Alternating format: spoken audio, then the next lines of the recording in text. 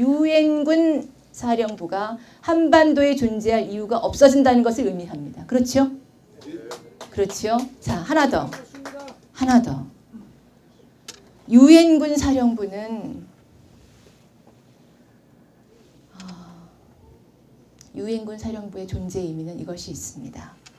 미국과 일본 사이에 주일미군 주둔과 관련된 안전보장 조약이 있습니다. 거기에는 중요한 부대 이동, 규모가 좀 큰 부대 이동이라든가 핵 이동, 반입 이런 것들은 미국이 일본 정부에 통보하게 되어 있습니다.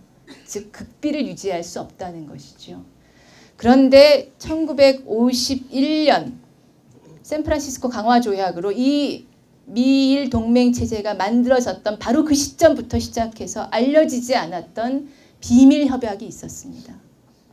뭐냐면 한반도에서 활동하고 있는 유엔군의 활동에 필요할 때에는 예외다. 한반도에서 활동하는 유엔군에게 필요할 때에는 일본 정부에 미리 협의하지 않고도 미국이 스스로 핵 등의 무기를 일본 땅에 들일 수 있다는 것이지요. 짐작이 가십니까? 예, 연결고리가 짐작이 가십니까?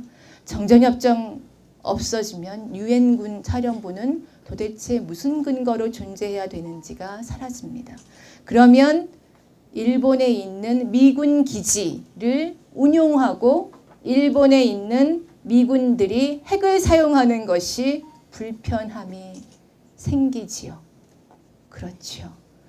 한미일 삼각군사동맹 체제가 근본에서부터 가장 중요한 지점에서부터 흔들리게 됩니다. 한국의 한반도에 평화협정이 체결되면 일본군 자위대가 막대한 병력을 갖추고 미군을 따라서 외국으로 주변 사태로 나아가기 위해서 온갖 가지 노력들을 지금 1951년부터 정확히 1951년 이후부터 해왔는데 그 모든 노력들의 근거는 한반도의 유사사태입니다. 한반도의 유사사태입니다. 평화협정은 한반도의 유사사태랑 더 이상 없다는 것이지요. 한미일 삼각군사동맹의 근본이 흔들립니다. 엄청난 지각변동이 지금 우리 앞에 와 있습니다. 거기에서 그 이틀이 흔들리는 데서 어려움이 평화를 주장해온 사람들이 겪어야 될 어려움이 당연히 있을 것이라 생각합니다. 그러나 감수하고라도 가야죠. 그리고 어렵더라도 뚫어야죠. 왜냐하면 지난 시기의 정전 상태 보십시오. 1994년, 92년 이전까지 어떤 본격적인 대화도 미국과 북 사이에 프레블로우 사태를 제외하고는 없었습니다. 그랬습니다. 60년, 68년, 69년에 프레블로우 사태를 제외하고는 어떤 대화도 없이 봉쇄 상태였다가 92년부터 시작된 대화를 통해서 뭔가 될 듯하더니 엎어졌습니다. 될 듯하면 엎어집니다. 될 듯하면 엎어집니다. 심지어 냉각탑까지 폭파했는데 그 흑연감속로 원자로 지금 다시 돌리고 있습니다. 제가 오케스트라 굉장히 좋아합니다. 뉴욕 필하모니가 평양에 가서 북의 아리랑 교향곡인가? 그런 걸 연주하는 걸 제가 황홀하게 봤습니다. 황홀하게. 그러나 이제는 전쟁 직전입니다. 이 쳇바퀴를 도대체 언제까지 할 것이냐. 60년 정전협정 상태에 판이 흔들리는 어려움이 있겠으나 우리가 가야 할 길은 이 쳇바퀴를 계속 도는 것도 아니고 이제는 확고한 평화체제로 가는 것이다.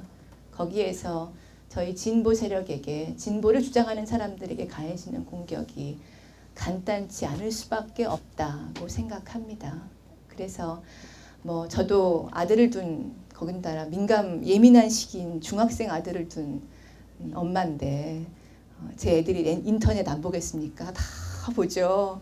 그럼 거기에 저에 달린 이런저런 댓글들과 이런저런 그 오만 가지 언론 기사들을 안 보겠습니까? 다 보죠. 그러나 감당해야 된다면 어쩔 수 없다. 감당한다 생각하고 가고 있습니다. 당당한 진보는 지금 시기에는 색깔론에 움츠러들지 않는 것, 이것이 첫째 조건이다. 그리고 분단체제에 정면으로 응시해야 한다. 분단체제를 정면으로 짚어야 한다고 생각합니다. 그렇게 해서 우리 어려움을 뚫고 평화를 한번 우리 손으로 만들어 봅시다. 그리고 우리 한번 신나게 살아봅시다. 고맙습니다.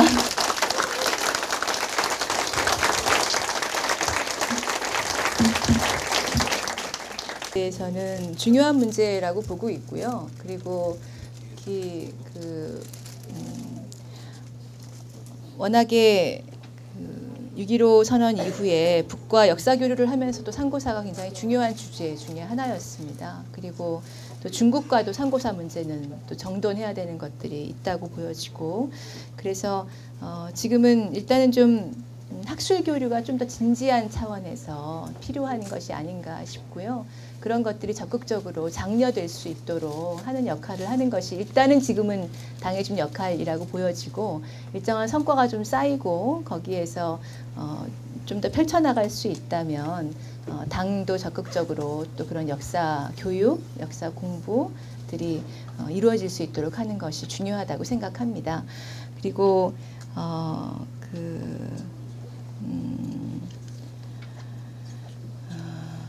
질문, 원내 교섭단체를 다음 총선 때 20석을 확보할 방안이 있느냐 하는 얘기는 조금 이따가 말씀 다시 묻고서 드릴게요. 지역을 다니면서 느낀 감동이나 희망 어떠냐, 그리고 당시에 심상정 의원 하고 악수 그 문제에 대해서 물어보신 거는 지금은 좀 마음이 좀 가라앉았습니다. 털어졌다고 생각이 되고, 저 스스로 어떻게 우리가 빨리 저 스스로가 이 어려운 상황을 만들어냈던 저의 부족함에 대해서 치밀하게 성찰하고 또 제대로 어떻게 하면 할 수 있는지를 방향을 찾아서 빨리 진전해서 더 다른 분들께서 이미 또 좀 헤어지신 분들도 다시 오시고 싶으실 때 편안하게 돌아오실 수 있도록 탄탄한 자리를 만드는 것이 필요하다. 제대로 된 노선은 그리고 충실하게 갖춰놓는 것이 필요하다고 생각합니다. 2011년 5월이죠. 당시 2012년 진보적 정권교체를 준비하면서 사실 진보 진영의 이른바 쟁점들이라고 얘기됐던 것들에 대해서 다 합의를 했어요. 문서상으로. 전혀 이견 없이 다 합의를 했습니다. 심지어는 지금 민주당에 가신 그 당시에는 혁신과 통합을 구성하고 가셨던 시민사회 분들도 그 내용에 다 합의했어요. 그분들도 이 통합진보 정당으로 오실 계획을 가지고 논의를 같이 했기 때문에.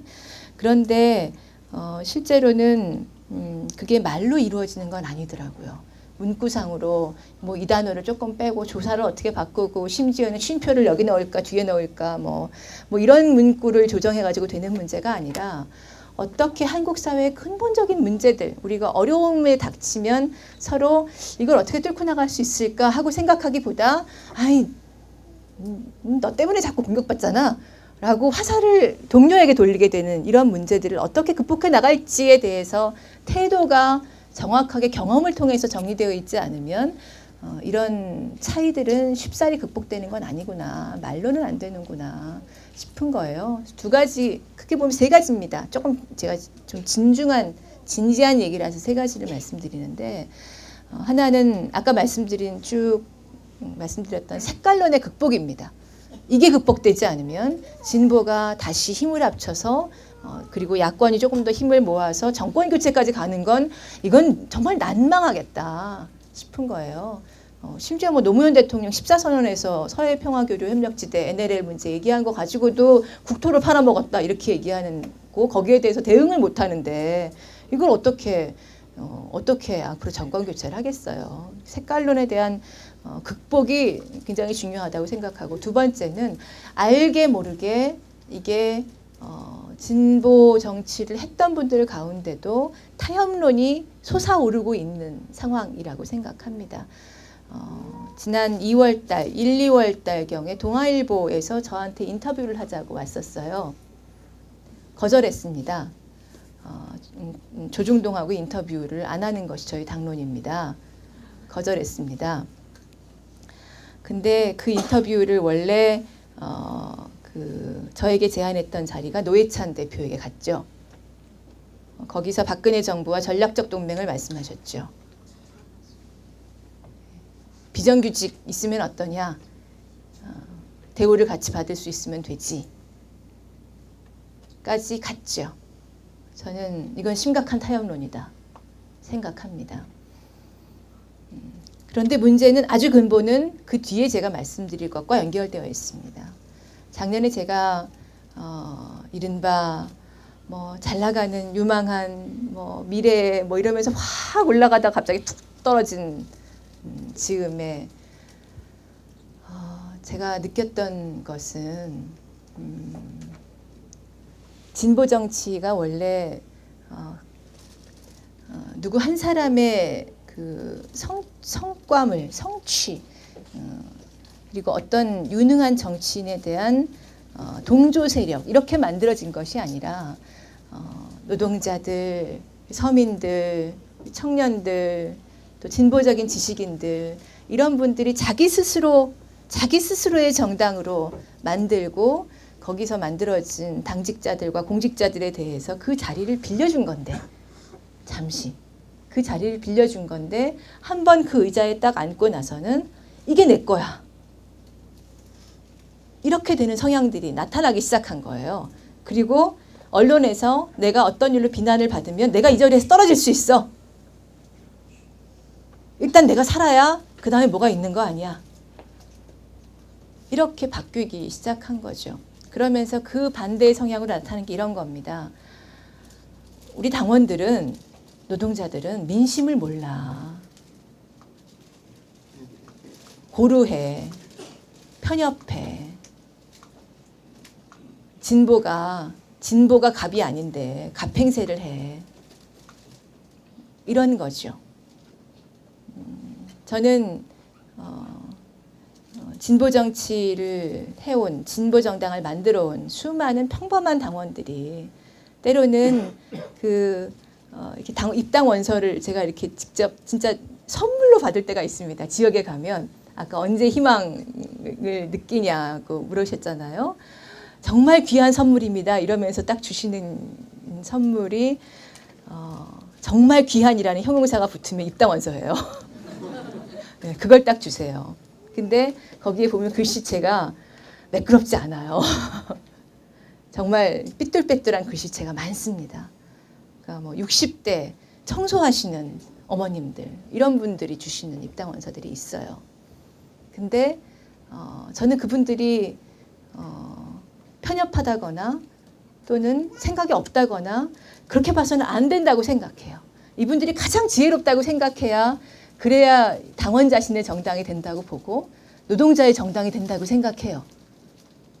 그리고 그분들의 지혜가 존중받아야 된다고 생각하는 거죠. 이게 명확하게 갈라졌습니다. 즉 진보 엘리트주의라고 저는 생각합니다. 그래서 아주 분명한 표현은 이런 거죠.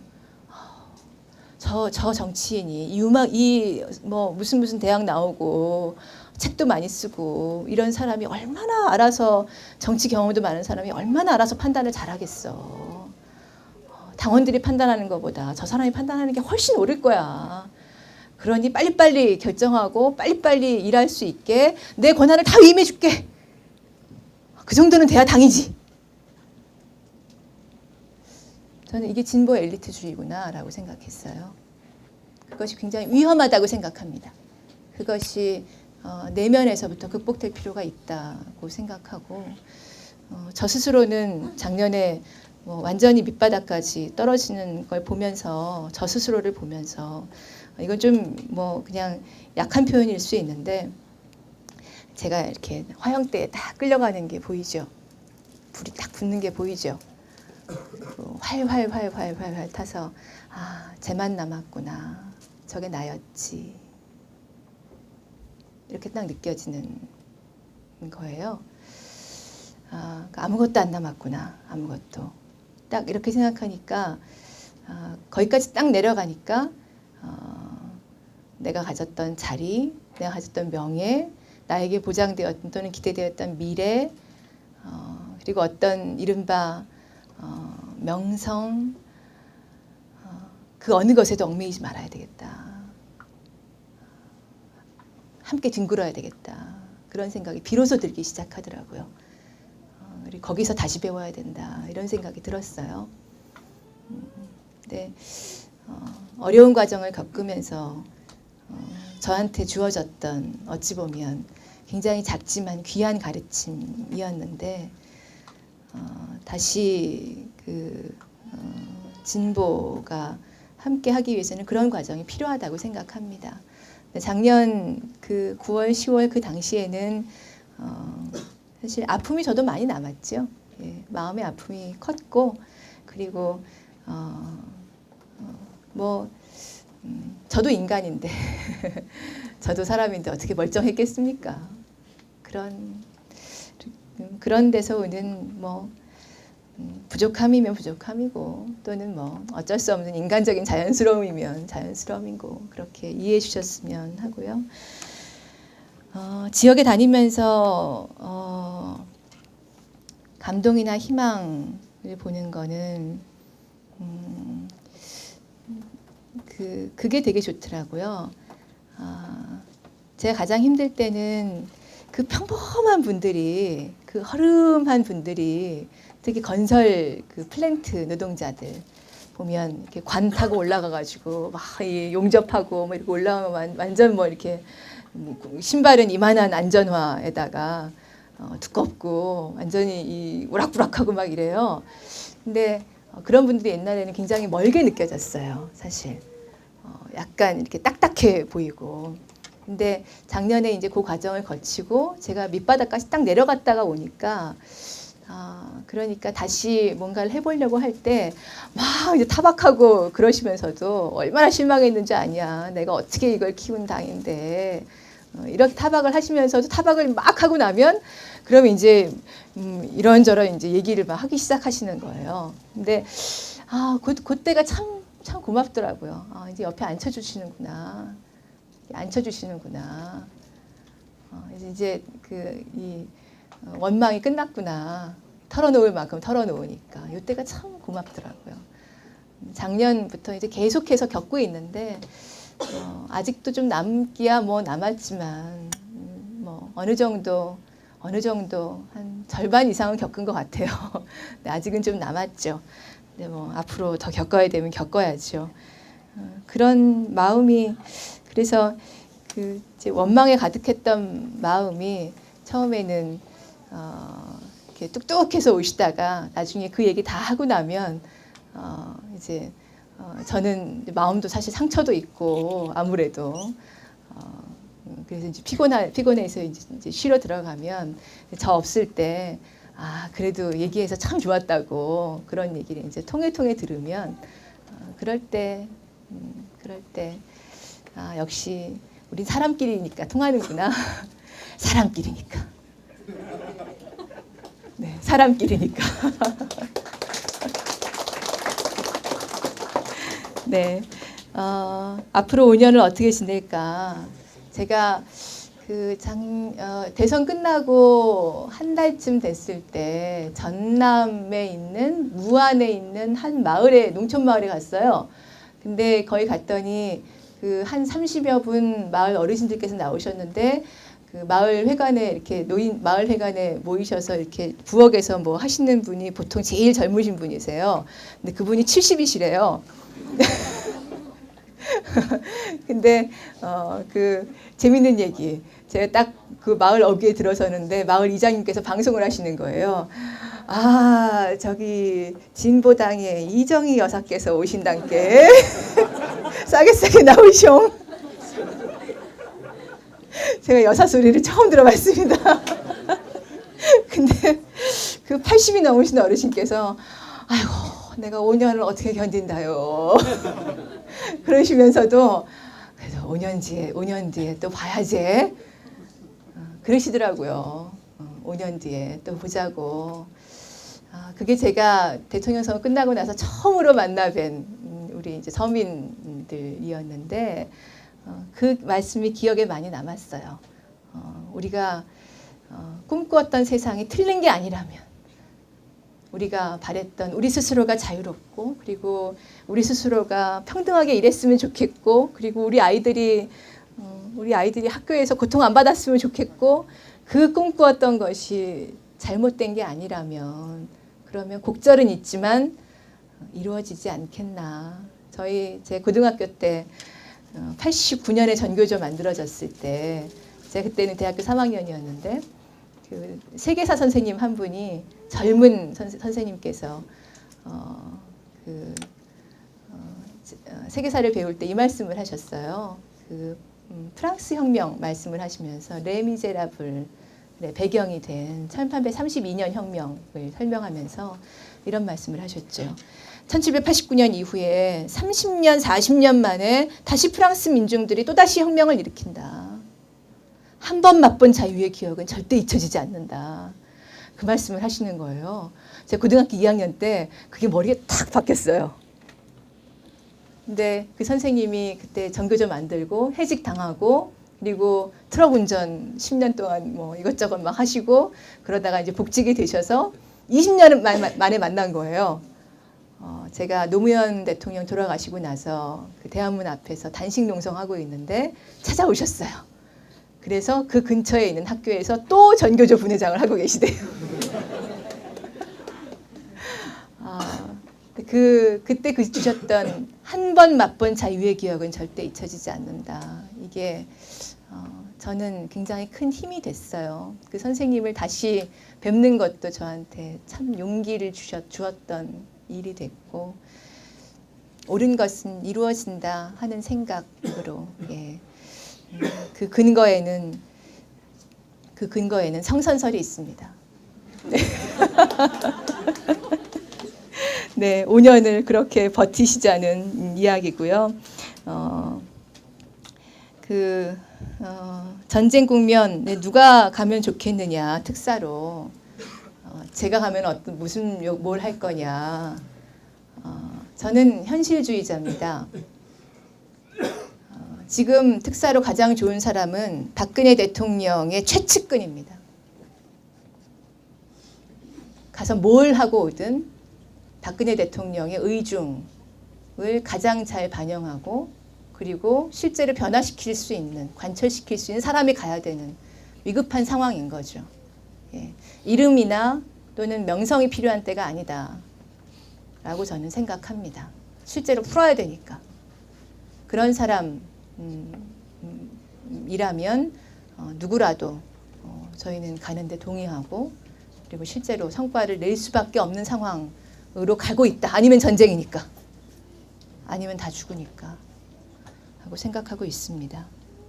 그리고 상황이 조금 더 나아지면 통합진보당은 민주노동당 시절부터 북의 조선사회민주당하고 교류를 계속 해오고 있었습니다. 그래서 다양한 교류들을 직접 가기도 하고 했는데 그런 교류들이 또 다시 시작됐으면 좋겠고요. 저는 그런 차원에서 정당의 대표로서 북의 정당과 함께 조금 더 진전된 여러 가지 법과 제도의 개선 문제라든가 또는 다양한 특히 이제 일본과의 관계 문제라든가 하는 문제들을 협력해서 풀어나갈 수 있었으면 좋겠다 하는 생각을 갖고 있습니다.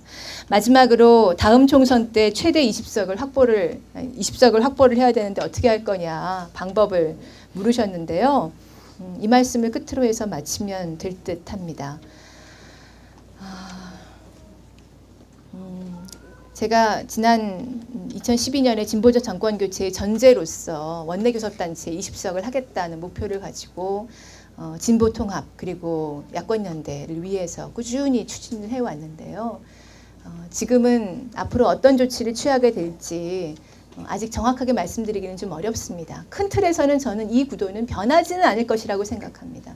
왜냐하면 저희는 아까 말씀드렸듯이 친일 4대 매국 세력, 지금 미국의 나라의 주권을 넘겨주고 있는 이 문제, 이 세력들과 그리고 유신 독재의 부활의 세력들과 대결해서 민주주의를 만들고 그리고 나라를 나라답게 만드는 이 과정을 거쳐야 되기 때문에 조금이라도 민주, 진보 이름을 달고 있는 의지가 있는 분들이면 다 묶어야 된다고 생각합니다. 이건 변하지는 않을 거라고 생각합니다. 그러나 가는 과정에서는 여러 가지 저희가 지난 시기에 부족했던 것들을 평가하고 채워나가야 되는 과제들이 있다고 생각하고요. 사실 지난 시기에 야권연대가 그렇게 쉽게 무너진 건 이해관계를 기초로 한 그 연합의 성격이 매우 컸기 때문입니다. 좀 더 깊이 자기를 성찰하고 바꿔나가는 노력보다는 당장 이렇게 저 연합 안 하면 단일화 안 하면 떨어지잖아. 다 떨어지잖아. 이 이해관계가 굉장히 강했던 거예요. 그러다 보니까 안 해도 붙을 것 같은데 이러면 안 하게 되고 아니면 연합을 하면 더 지지율이 떨어질 것 같은데 이러면 더 안 하게 되고 이렇게 됐기 때문에 훨씬 더 깊은 곳에서부터 닦아나가는 노력이 필요하다고 생각하고 있고 일단 올해와 그리고 내년 지방선거 정도까지는 좀 더 깊이 저희가 밑에서부터 지역에서부터 서민들 속에서 진보 진영의 기반을 닦는 작업이 먼저다. 그게 좀 이루어지고 나면 다양한 길들이 열릴 것이다 하고 보고 있습니다. 그리고 그거는 당원들이 함께 또 같이 의논해야 되고 지지해 주시는 분들 의견도 같이 들어야 되는 것이라 아직 제가 말씀드리기는 조금 이릅니다. 그러나 2016년과 2017년에 계획은 분명합니다. 목표는 분명합니다. 목표는 2017년 정권 교체는 흔들릴 수 없는 목표다. 더 이상 늦춰져서는 안 된다. 그 뒤로 미루어서는 우리는 아마 일본의 자민당 정권을 보게 될 것이다. 한국에서. 2017년 정권 교체를 반드시 하기 위해서 여러 가지 다양한 방법들을 쓰게 될 것이고요. 반드시 그때는 지난 시기의 아픔과 실패를 되풀이하지 않고 그때는 이겨서 넓고 또 편안한 마음으로 다시 만나 뵙겠습니다. 고맙습니다.